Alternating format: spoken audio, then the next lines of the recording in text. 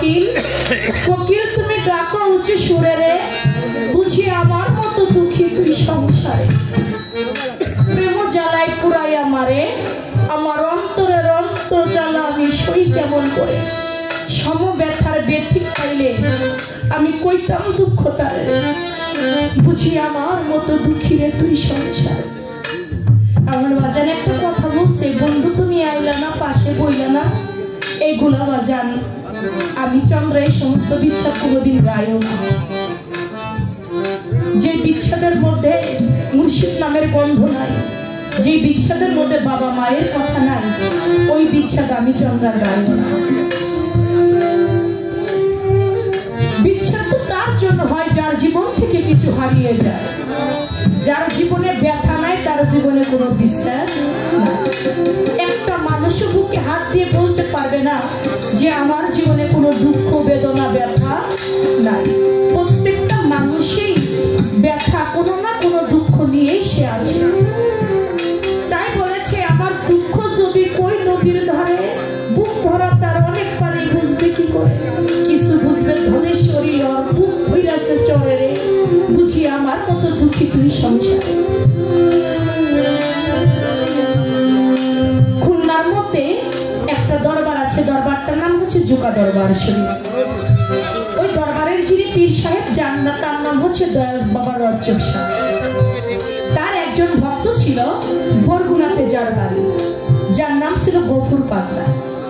ওই গফুর পাগলা শুনতে পেয়েছে 2 দিন পরে দয়াল বাড়িতে উরস হবে। ও ঘরে আইসা তার বিবিকে বলে, 2 দিন পরে যে আমার দয়াল বাড়িতে উরস, আমার ঘরে কি কোনো টাকা পয়সা আছে? বলে স্বামীর টাকা পয়সা তো দূরের কথা, দয়াল বাড়িতে যে যাব 100টা ভাড়ার টাকাও নাই। বলে কি বলো? বলে শুধু তাই নয়, আজকে 2টা দিন হয় আমার সন্তানদেরকে নিয়ে আমার চুলায় কোনো রান্নাও নাই, কি খাবো আমি এটাই তো ভেবে পাই না। বলে আমরা না হয় না খেয়ে রইলাম, গুরু বাড়ি তো খালি হাতে যাওয়া যায় না, কিছু না কিছু নজরানা গুরুর দরবারে নিয়ে যেতেই হয়। কিছু যেহেতু নাই, আমি খালি হাতে আমার দয়াল বাড়িতে কেমন করে আমি যাই? কয়েকটা বাড়িতে গিয়েছি ভিক্ষা করতে, কয়েকটা বাড়িতে ভিক্ষা করে কিছুটা চাল পেয়েছে। ওই গফুর পাগলা ওই চালটা আবার বাজারে নিয়ে বিক্রি করে দিছে। বাজারে বিক্রি করে কিছুটা টাকা পাইছে। ওই টাকাটা নিয়ে 2টা মোমবাতি কিনছে, 1 প্যাকেট আগরবাতি কিনছে, কিনে আর 10টা টাকা ছিল, ওই 10 টাকা স্ত্রীর আঁচলের মধ্যে বাঁধছে। বাইন্দা কয়ে 10 টাকা দয়ালের হাতে নজরানা দেব, দয়ালকে তো খালি হাতে ভক্তি দেওয়া যাবে না, এই 10টা টাকা আমি আমার দয়ালকে দিব, তোমার আঁচলে রাখো। স্ত্রীকে সঙ্গে নিয়ে একবারে ফজরের আজানের টাইমে রওনা করছে, খুলনা দরবারে যাবে বরগুনা থেকে। কাছে তো ভাড়ার টাকা নাই, গাড়িতে যাবে কেমন করে? পায়ে হেঁটে হেঁটে স্ত্রীকে সঙ্গে নিয়ে যাচ্ছে। যেতে যেতে রাত্র বেজে গেছে প্রায় 11টার মতো। এমন টাইমে দয়াল রজ্জব সাহেব মাইকের মধ্যে বলছে, তোমরা আমার দরবারের যত ভক্তরা আছো তোমরা শুনে রাখো, আজকে রাত্রের জন্য তোমাদের দরবারের খেলাফত প্রাপ্ত বড় ভাই সালাম ও যে কথা বলবে তোমরা মনে করো তোমাদের রজ্জব সাহেব সেই কথা বলছে, তোমরা ওর কথাটা সবাই একটু মেনে চললো। বলে ঠিক আছে। প্রত্যেকটা ভক্ত বললো ঠিক আছে। ওইটা আবার গফুর পাগলা বাইরে থেকে মাইকের সাউন্ডে শুনছে। স্ত্রীকে সঙ্গে নিয়ে বাড়ির ভিতরে ঢুকতে পারে না, হাজার হাজার মানুষ। কোনো মতে স্ত্রীর হাতটা ধরে ঢুকছে। পথের মধ্যে ওই ভাই সালামের সঙ্গে দেখা। ওই ভাই কত কষ্ট করে যে দয়ালের দরবারে আসলো, পায়ে হেঁটে অনেক কষ্ট করে আসছি রে ভাই, দয়াল কোথায়? দয়ালের সঙ্গে একটু দেখা করতে চাই। বলে দয়াল এখন বাড়ির ভিতরে আছে। বলে আমি 10টা টাকা এনেছিলাম দয়ালের হাতে নজরানা দিব বলে, 10 টাকার কথা শুনে ওর মেজাজ গেছে খারাপ হয়ে, 10 টাকা নিয়ে আসছে দয়ালের সাথে দেখা করতে। ও বলে দয়াল এখন ব্যস্ত আছে, দয়ালের সাথে দেখা করা যাবে না, তুমি পরে আইসো। বলে আচ্ছা ভাই ঠিক আছে, তাহলে আমরা তো অনেক দূর থেকে পায়ে হেঁটে এসেছি, ভাই তুমি যদি বলতা আমরা বসবো কোথায়, বসার মতো তো কোনো জায়গা পাচ্ছি না। বলে ও তো এমনি 10 টাকার কথা শুনে মনে মনে রাখ, কয় পিছনে দেখো কি একটা গরুর ঘর আছে, ওই গরুর ঘরের পিছনে গিয়ে বসো। কয় ভাই তোমাদের দরবারে কত মানুষ, কত ভক্ত, কত ভালো জায়গায় বসছে, আমার এই গরুর ঘরের পিছনে বসতে বললাম কেন, আমি 10 টাকা এনেছি বলে। ও মনের কষ্ট মনে রেখে বলে তুমি যেহেতু এটা বলছো, এটা তুমি বলো না, এটা আমার রজব শাহ বলছে। ঠিক আছে আমি গরুর ঘরের পিছনে গিয়েই বসবো। গরুর ঘরের পিছনে গিয়ে দেখে আমার হাঁটু পর্যন্ত গোবরে ভরে আছে,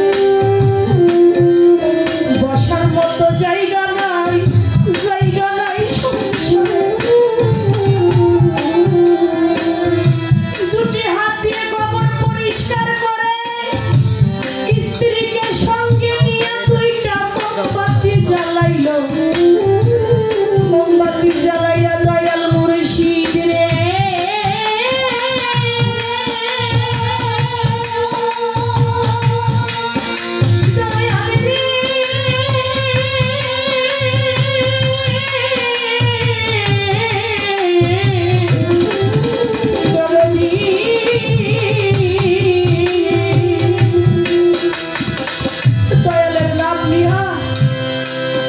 গোবর 2 হাত দিয়ে স্ত্রীকে সঙ্গে নিয়ে পরিষ্কার কইরা ওই জায়গাটার মধ্যে 2টা মোমবাতি জ্বালিয়েছে। ওই এক প্যাকেট আগরবাতি জ্বালাইয়া দয়ালকে ডাকে আর বলে চরে না দেখিলে হৃদয়ের জ্বালামারে ওরে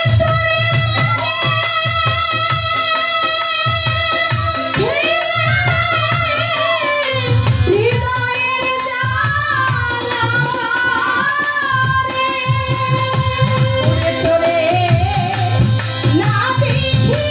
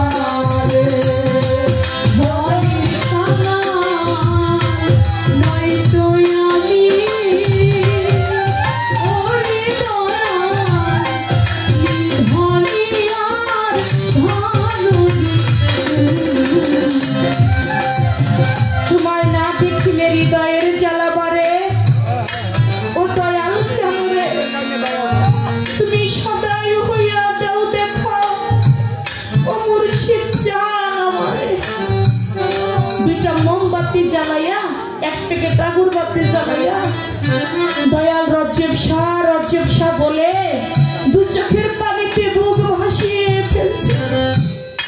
এদিকে দয়াল রজব শাহ হুজরাখানার মধ্যে বসা ভক্তদেরকে বলে, তোমাদের সবাইকে তো দেখি, আমার একটা পাগলা আছে বরগুনায় বাড়ি, তোমরা সবাই আসছো, আমার পাগলটা আসে নাই। তোমাদের সবাই তো দেখি, কিন্তু আমার পাগলটা তো দেখি না।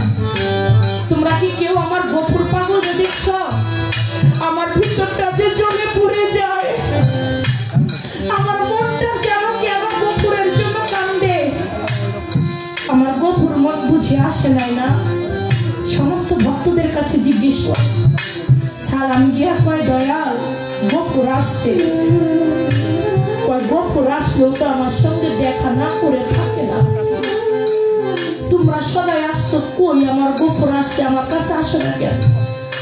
বলে, দয়াল পুরুষের সময় এত ঝামেলা, ও 10টা টাকা নজরানা নিয়ে আসছে আপনারা দিবে দেখা।